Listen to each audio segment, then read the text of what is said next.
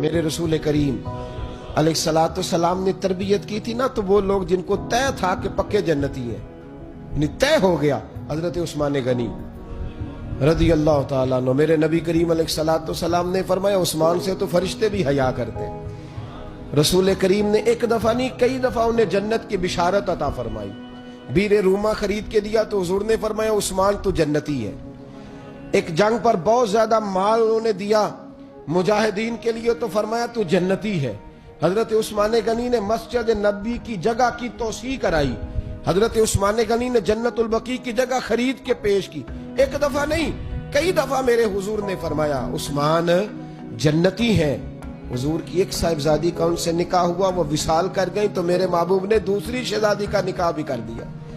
ایک نے کہا حضور آپ نے دوسری بھی عثمان کو دے دی، فرمایا تمہیں اس کے مرتبے کا ہی نہیں پتا، میری اگر 40 بیٹیاں بھی ہوں ایک کے بعد دوسری انتقال کرتی رہے میں ساری عثمان کے نکاح میں دے دوں گا۔ اتنا بڑا آدمی، اتنا بڑا قد کاٹ، لیکن جب کسی قبر پہ جاتے تھے تو رو پڑتے تھے۔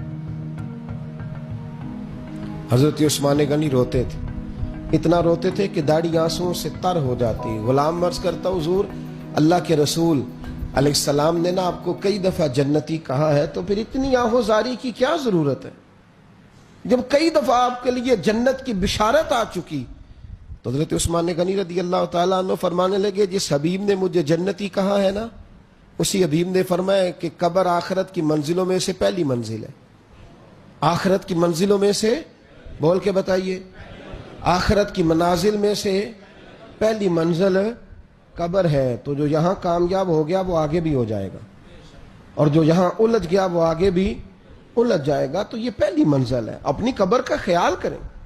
میرے دوست وہ لوگ غافل نہیں تھے، ایک منٹ کے لیے بھی غفلت نہیں طاری ہوتی تھی۔